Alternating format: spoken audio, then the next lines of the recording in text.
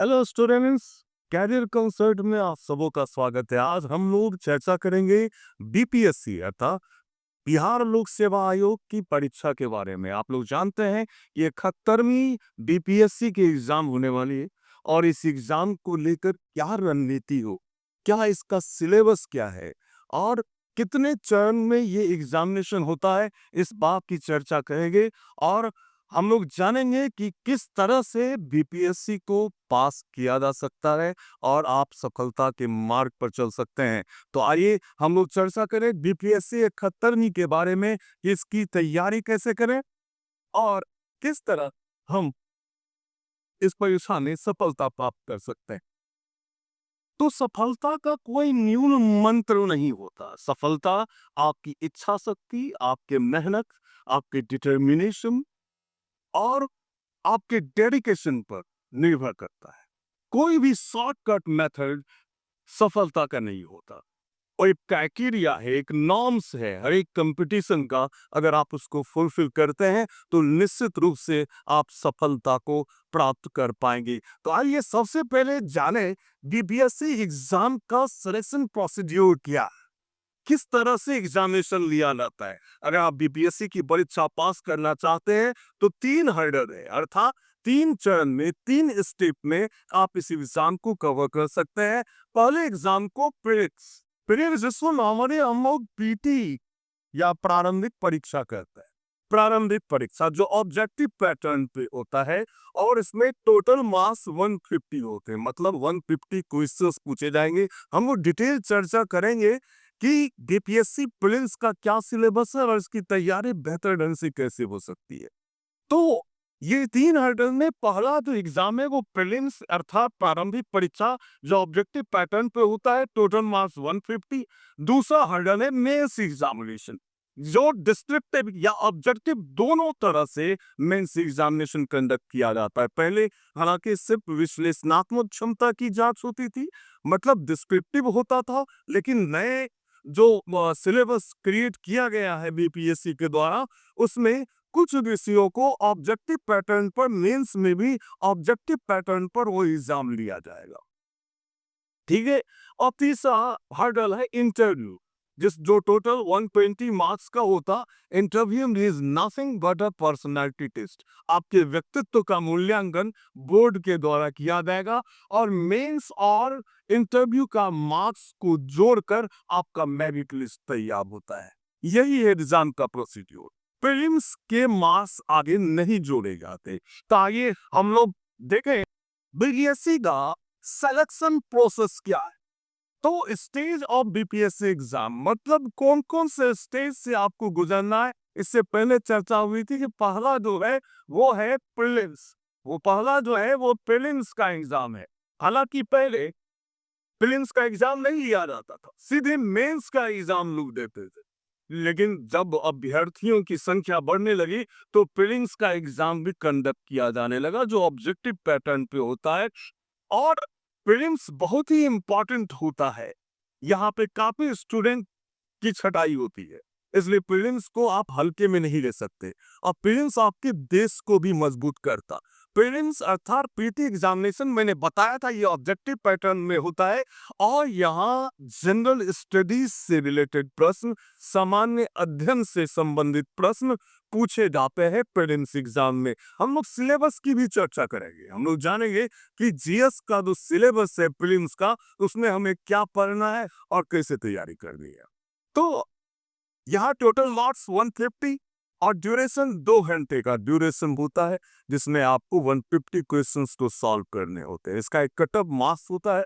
अगर आप वो अचीव करते हो तब आप मेंस एग्जाम में बैठने लायक समझे जाते हो। तो दूसरा जो हर्डल है, दूसरा जो स्टेज है वो है मुख्य परीक्षा अर्थात मेंस एग्जामिनेशन।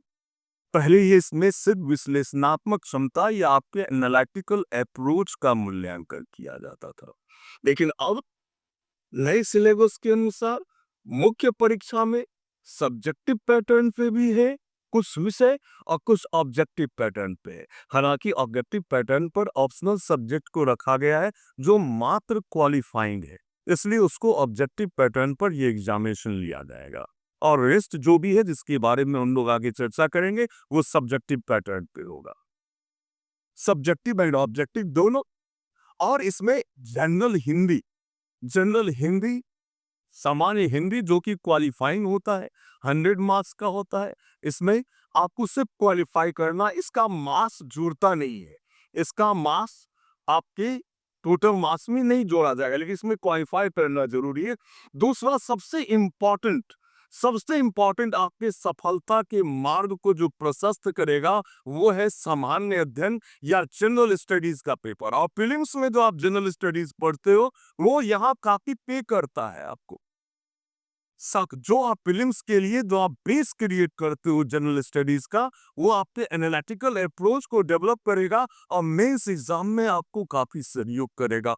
तो जनरल स्टडीज के दो पेपर होते हैं, फर्स्ट एंड सेकंड, जिसमें हम चर्चा करेंगे कि फर्स्ट पेपर में क्या क्या आपको पढ़ना है और सेकंड पेपर में आपको क्या क्या पढ़ना है। दोनों पेपर 3 घंटे का होगा, 3-3 घंटे का समय आपको दिया जाएगा। नेक्स्ट जो इंपॉर्टेंट सेक्शन है वो है एसे राइटिंग का। आपको 100 मार्क्स के 3 एसेज लिखने। आप माध्यम कोई भी चुन सकते हो, आइदर इंग्लिश, हिंदी, उर्दू, फारसी, कोई भी माध्यम से आप एग्जामिनेशन दे सकते हो। लेकिन एसे जो नए सिलेबस में जोड़ा गया है, एसे में 300 मार्क्स का एग्जाम लिया जाएगा और इसके मार्क्स जुड़ेंगे टोटल मार्क्स में, मेंस के मार्क्स में जुड़ेंगे। इसलिए बहुत ही इंपॉर्टेंट हो जाता है। Last but not list, optional paper. आपके पास कई ऑप्शन होते हैं ऑप्शनल पेपर सेलेक्ट करने के लिए। मेरा सलाह सिर्फ इतना कि जो भी नए स्टूडेंट है जो प्रिपरेशन शुरुआत करना चाह रहे हैं, वो बहुत ही सोच समझकर ऑप्शनल पेपर को ऑप्ट करें। ऑब्जेक्टिव पैटर्न पे होता है और इसमें सिर्फ क्वालिफाई करना, इसका मार्क्स मेंस के मार्क्स में जुड़ेगा नहीं।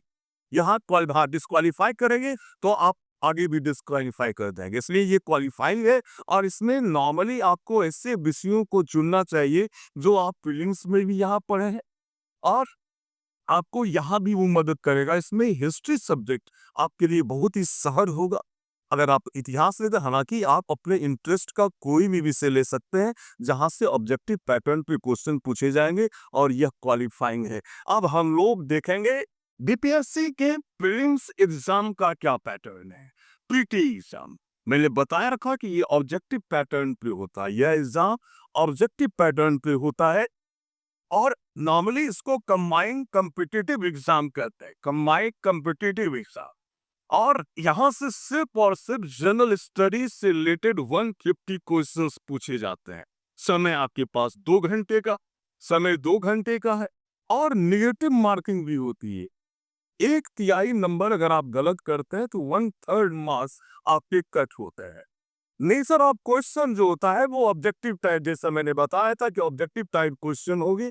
अब यहाँ से हम लोगों को ध्यान देना है कि प्रीलिम्स में, जीएस में हमें क्या क्या विषयों को कवर करना है। तो आइए हम लोग इस बात को जाने। पहला, जनरल साइंस। जनरल साइंस में आप लोग फिजिक्स, केमिस्ट्री और बायो को पढ़ते हैं। यहाँ वैसे स्टूडेंट्स बहुत ही घबरा जाते हैं कि जो नॉन साइंस बैकग्राउंड के होते हैं कि मुझे साइंस पढ़ना पड़ेगा। घबराने की कोई आवश्यकता नहीं है। लास्ट वीडियो में मैंने बताया था कि जनरल स्टडीज, सामान्य अध्ययन आपके जिज्ञासु प्रवृत्ति का, आपके सजगता का, how much you are conscious, this is examine by general studies, है ना। तो सामान्य विज्ञान के तहत यही आपसे आशा किया जाता है कि एक नॉन साइंस स्टूडेंट को जितने साइंस की जानकारी होनी चाहिए वो आपको पढ़ना है, वही आपको पढ़ना है। मैं आपको बताऊंगा कि जनरल साइंस को आप कैसे पढ़ेंगे, कैसे तैयार करेंगे। इसमें आपको फिजिक्स, केमिस्ट्री, बायो, ये तीनों सेक्शन से प्रश्न पूछे जाएंगे। हालांकि फिजिक्स से कम प्रश्न पूछे जाते हैं, केमिस्ट्री और बायो से अधिक क्वेश्चन पूछे जाने की प्रवृत्ति रही है बिहार लोक सेवा आयोग की। ठीक है, अब हम लोग जानेंगे दूसरा जो बहुत ही इंपॉर्टेंट सेक्शन है, दैट इज करंट अफेयर्स, समसामयिकी। करंट अफेयर्स से जो कि राष्ट्रीय और अंतर्राष्ट्रीय घटनाक्रम से जुड़ा हुआ जो डिफरेंट डायमेंशंस को विभिन्न आयामों से संबंधित करंट अफेयर, जैसे स्पोर्ट्स से रिलेटेड, प्राइज एंड अवार्ड से रिलेटेड, साइंस एंड टेक्नोलॉजी से रिलेटेड, इंडियन आर्म फोर्स से रिलेटेड, है ना, books and authors, important dates, important years, इन तमाम क्षेत्र से करंट अफेयर्स में क्वेश्चन पूछा जाता है। और मैं वीडियोस के थ्रू आप लोगों को बताऊंगा कि करंट अफेयर्स में आप कैसे अच्छे हो सकते हैं या अधिक से अधिक प्रश्न का उत्तर आप करंट अफेयर्स में दे सकते हैं। अब हम लोग नेक्स्ट सेक्शन को देखें, history of Bihar and Indian history. Normally ये कोर्स सब्जेक्ट के अंतर्गत आता है जनरल स्टडीज में इंडियन हिस्ट्री, जिसमें आप इंडियन हिस्ट्री की तीनों भागों को पढ़ते हैं। एंशिएंट इंडिया, जिसको हम प्राचीन भारत कहते हैं, मेडावल इंडिया, जिसको मध्यकालीन भारत कहते हैं, और मॉडर्न इंडिया, जिसे आधुनिक भारत कहते हैं। साथ में बिहार के इतिहास की भी जानकारी आपको होनी चाहिए। तो इतिहास, इंडियन हिस्ट्री एक इम्पॉर्टेंट सब्जेक्ट हो जाता है general studies point of view से। और यह प्रवृत्ति रही है कि मैक्सिमम क्वेश्चन इंडियन हिस्ट्री से पूछी जाती है बिहार लोक सेवा आयोग की परीक्षाओं में। तो इंडियन हिस्ट्री एक इंपॉर्टेंट सेक्शन हो गया। नेक्स्ट हम देखें ज्योग्राफी। ज्योग्राफी, भूगोल जिसे आप लोग कहते हैं। भूगोल में वर्ल्ड ज्योग्राफी, विश्व का भूगोल, और इंडियन ज्योग्राफी, भारत के भूगोल से प्रश्न पूछे जाते हैं। लेकिन आपको बिहार के भूगोल को भी जानना है ना। और मैक्सिमम क्वेश्चन भूगोल से, भारत के भूगोल से पूछा जाता है। तो हालांकि वर्ल्ड ज्योग्राफी से भी क्वेश्चंस अराइज होते हैं। आपको सिलेबस के तहत वर्ल्ड ज्योग्राफी पर भी कमांड करना है और इंडियन ज्योग्राफी पर भी कमांड करना है। अब हम लोग नेक्स्ट सेक्शन को देखें, Indian polity. Indian polity, Indian polity भारतीय राज व्यवस्था। हालांकि आप जब पदाधिकारी बनेंगे तब भी आप शासन के अंग के रूप में आप शामिल होने वाले हैं। आप वो जानते हैं किसी भी शासन के 3 अंग होते हैं। विधायिका जो कानून बनाती है, कार्यपालिका जो उसको इम्प्लीमेंट करती है, और न्यायपालिका। आप पदाधिकारी बन के भारत के कार्यपालिका का अंग बनेंगे। इसलिए भारत के राज व्यवस्था के बारे में, भारत के कॉन्स्टिट्यूशन के बारे में, भारत के संविधान के बारे में आपको जानकारी होनी चाहिए, जो आप इंडियन पॉलिटी के तहत पढ़ते हैं। नेक्स्ट इंपॉर्टेंट सेक्शन है इंडियन इकोनॉमी, भारतीय अर्थव्यवस्था। आप लोगों को अर्थशास्त्र नहीं पढ़ना है, लेकिन इंडियन इकोनॉमी को समझने के लिए अर्थशास्त्र का बेसिक नॉलेज चाहिए। तो इंडियन इकोनॉमी भी एक इंपॉर्टेंट सेक्शन है, जहां पर आप भारतीय अर्थव्यवस्था के विभिन्न पहलुओं को अध्ययन करेंगे, जानेंगे। तो नेक्स्ट सेक्शन हम देखें, Indian national movement and the role of Bihar. चूंकि बिहार स्पेशल से काफी प्रश्न आते हैं, तो बिहार का जो इतिहास है, बिहार का जो भूगोल है, बिहार की राज्य व्यवस्था, बिहार का करंट अफेयर्स, तो यहाँ से भी प्रश्न पूछे जाने की संभावना होती है। इसके अलावे 10 क्वेश्चंस प्रीलिम्स एग्जामिनेशन में मैथ्स से पूछे जाते हैं, गणित से पूछे जाते हैं। हालांकि इसमें नॉर्मली कमर्शियल मैथ्स से रिलेटेड प्रश्न होते हैं। तो 10 प्रश्न जो है वो मैथ्स से पूछे जाते हैं। अब हम लोग जानेंगे नेक्स्ट सेक्शन कि बीपीएससी प्रीलिम्स का सिलेबस क्या। बीपीएससी प्रीलिम्स का सिलेबस क्या। तो पहला करंट अफेयर्स, जिसकी हमने चर्चा की, current affairs of national and international importance. History में history of India and Bihar. Geography में world and Indian geography. Indian polity, Indian economy, general science, physics, chemistry, bio and Bihar special.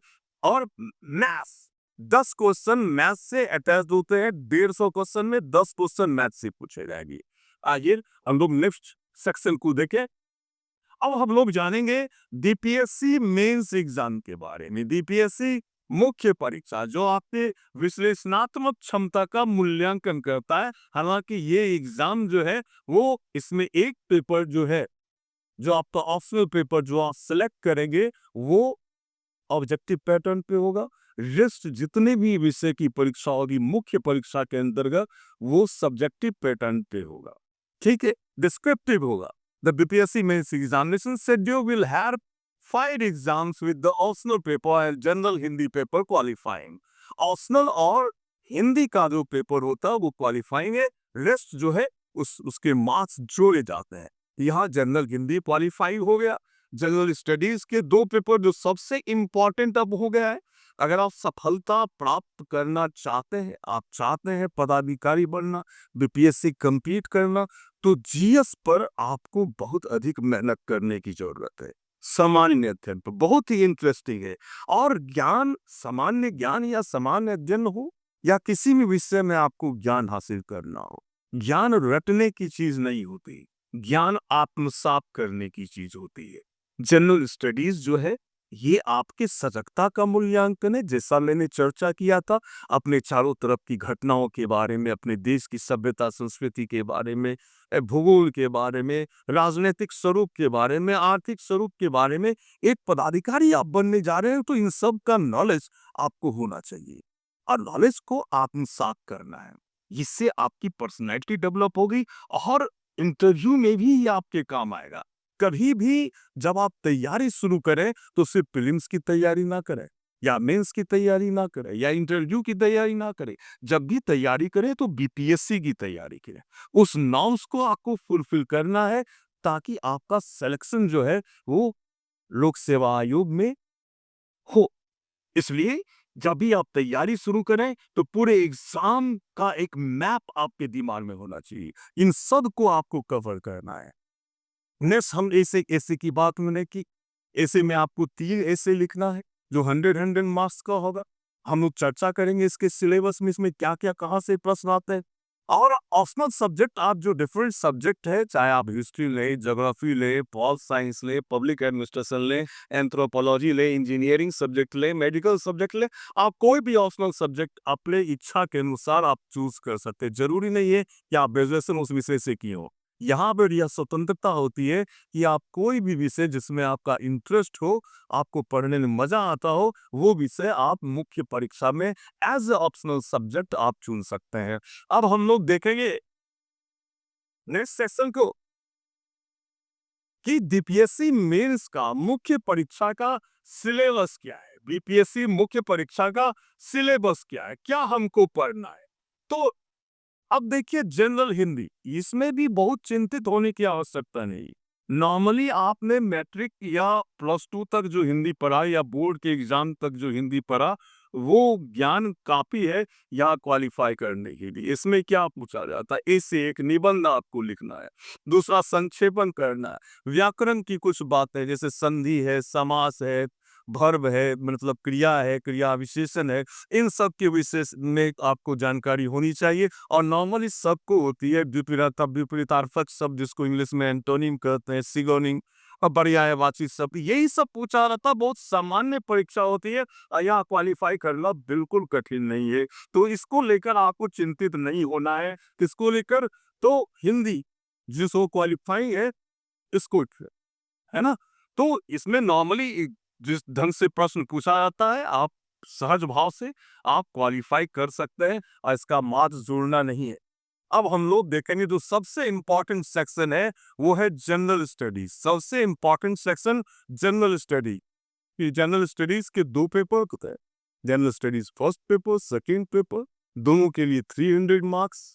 And समय जो होता है हर एक पेपर के लिए 3 घंटे का समय आपको दिया जाता है और डिस्क्रिप्टिव वे में आपको इसका आंसर लिखना है ना। विश्लेषणात्मक क्षमता का मूल्यांकन इस माध्यम से आपका किया जाएगा। तो general studies first paper and second paper दोनों 300 मार्क्स का। और फर्स्ट पेपर में देखिए आपको क्या पढ़ना है। पहला तो इंडियन कल्चर। इंडियन कल्चर में बस लिमिटेड प्रश्न पूछे जाते हैं। जैसा कि मैंने बताया, पाल कला, पटना कलम, मौर्य कला। अगर इस साल मौर्य कला पूछेगा तो अगले साल पटना कलम या पाल कला से प्रश्न पूछे जाते हैं। ठीक है, तो इसका लिमिटेड सिलेबस है, इसकी तैयारी आप बेहतर ढंग से कर सकते हैं। Then modern history of India, मतलब मॉडर्न हिस्ट्री से तात्पर्य है कि 1857 से लेकर जो आगे का इतिहास है वहां से रिलेटेड प्रश्न पूछे जाएंगे, लेकिन उसमें बिहार के संदर्भ में प्रश्न पूछे जाएंगे। जैसे 1857 का विद्रोह में वीर कुंवर सिंह की भूमिका क्या थी, इस तरह से प्रश्न राइज किए जाएंगे। या असहयोग आंदोलन में बिहार की क्या भूमिका रही, है ना। चित्रे सरिया और ज्ञान आंदोलन के दौरान बिहार की क्या भूमिका रही। इस तरह से बिहार को अटैच करके मॉडर्न हिस्ट्री या फ्रीडम स्ट्रगल की विभिन्न घटनाओं से संबंधित प्रश्न आपको पूछे जाएंगे द मॉडर्न हिस्ट्री के तहत, जिसमें बिहार को भी अटैच किया जाएगा। एक सेक्शन तो इससे रिलेटेड हो गया, जिसको आप हिस्ट्री के अंतर्गत या इतिहास के अंतर्गत रख सकते हैं। दूसरा है current affairs and national events of importance. यहां से करंट अफेयर्स से रिलेटेड इंटरनेशनल रिलेशंस, अंतरराष्ट्रीय संबंध से संबंधित प्रश्न पूछे जाएंगे करंट अफेयर्स के तहत। ये भी बहुत इंपॉर्टेंट सेक्शन है। तीसरा है जिसको हम लोग नॉर्मली स्टैटिस्टिक्स कहते हैं या डाटा इंटरप्रिटेशन कहते हैं।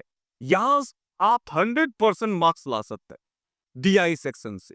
तो ये 3 सेक्शन हो गया जनरल स्टडीज फर्स्ट पेपर में। पहला Indian culture and modern history of India, दूसरा करंट अफेयर और तीसरा स्टैटिस्टिक्स। यहीं से प्रश्न पूछे जाएंगे। बहुत ही लिमिटेड सिलेबस है, अब बहुत बेहतर ढंग से आप इसकी तैयारी कर सकते हैं।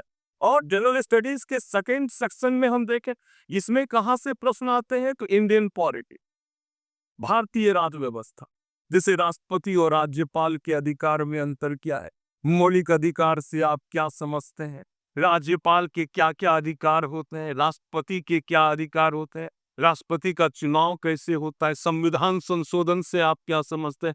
जो बात आपने इंडियन पॉलिटी में पढ़ा प्रीलिम्स की तैयारी में, यहाँ आपकी वो बहुत अधिक मदद करेगा।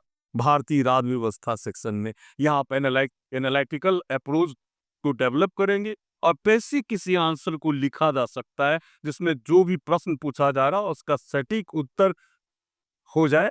इस बात पर आपको ध्यान देना है। इसकी चर्चा होगी कि मेंस के एग्जाम में आपकी राइटिंग एबिलिटी को आप कैसे मजबूत करें और आपको किस तरह से उत्तर देना है।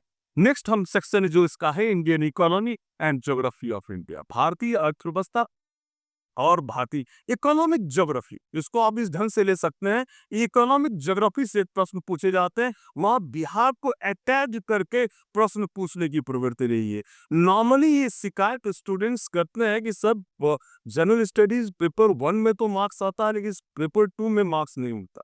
इसके पीछे कारण ये है कि बिहार को अटैच किया जाता और उसमें जो बिहार सरकार का जो डाटाज है उसको आप अटैच कीजिए अपने आंसर राइटिंग में, तो निश्चित रूप से जिस तरह का मार्क्स पेपर 1 में आता है उसी तरह का मार्क्स पेपर 2 में भी आएगा।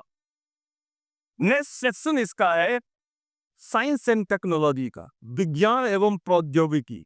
यहां से रिलेटेड प्रश्न पूछे जाते हैं साइंस एंड टेक्नोलॉजी के अंतर्गत, जैसे ऊर्जा से, एटॉमिक रिसर्च से, इन सब से प्रश्न पूछे जाएंगे, है ना, एनर्जी से। और science and technology important section है सेकेंड पेपर में।